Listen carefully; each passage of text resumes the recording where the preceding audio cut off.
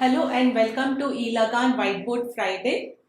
Today we are going to discuss about how a startup incorporation is very different from other incorporation.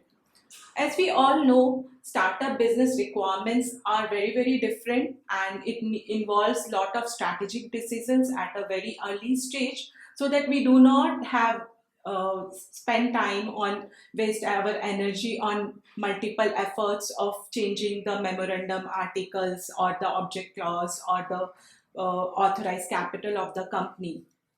So let's discuss about the structure of the company. Private limited and limited liability partnership both are very much popular in a startup community. The investors would like to have shares, so it is good to go for private limited company because LLP doesn't have share structure as such. Although both of them enjoy the limited liability feature as terms to the ownership, but shares are really something which you need to look at it, because private limited also enjoys better branding. In case you're planning to issue ESOP to the employees or trying to be global, then private limited company makes more sense rather than limited liability partnership. Others than this, we have to take into account cap table.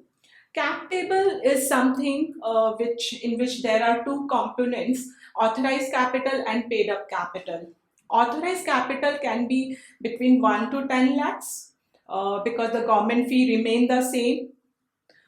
We do not want our clients to block more money on authorizing higher range of capital, but also we don't want to have smaller capital so that they have to have multiple efforts of increasing, because that will involve a lot of money and efforts. So in if you are having a one between 1 to 10 lakhs of authorized capital, as a founder you can subscribe anywhere in between 1 to 5 lakhs, and then you can dilate rest 90 or 50% of the shareholding to the investors.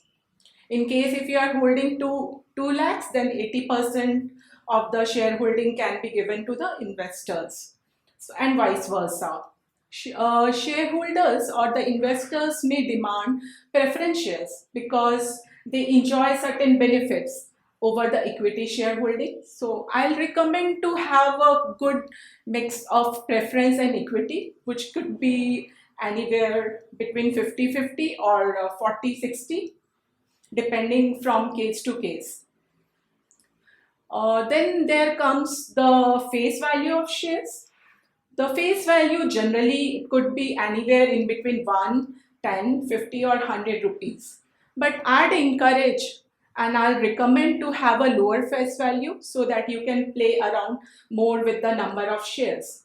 In case you are planning to give ESOP to an employee over a period of 4 years, so allotting them 100 shares of 1 rupees over a period of 4 years looks more lucrative than 10 shares worth 10 rupees for 4 years.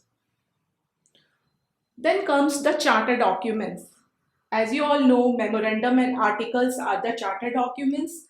The companies define their objects and activities. Many of the investors, the bankers, the clients, all of them would like to go through the memorandum at some or other point of time. So it makes sense to strategize the memorandum so that it covers more and more points and become more broader and agile.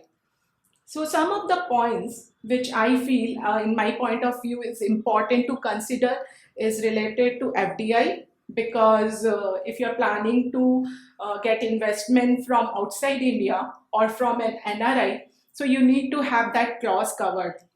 Other than this, there are IP related issues when it's a new kind of product or a type of service which is not available.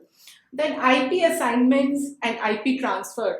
These are some of the points which you need to, during restructuring, you have to consider. So it should be covered properly in the memorandum.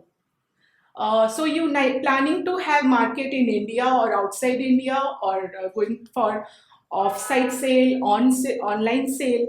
So all these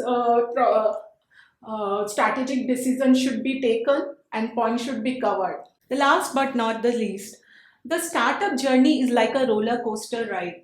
The people keep on evolving with the newer ideas, with the newer ventures, and newer time frame. So a mistake is like a bug which should be fixed as early as possible. Otherwise, it involves a lot of cost. With this, I'd like to conclude and thank you. Please reach out to us at hello@elagan.com for more queries and check our legal documents at the website elagan.com.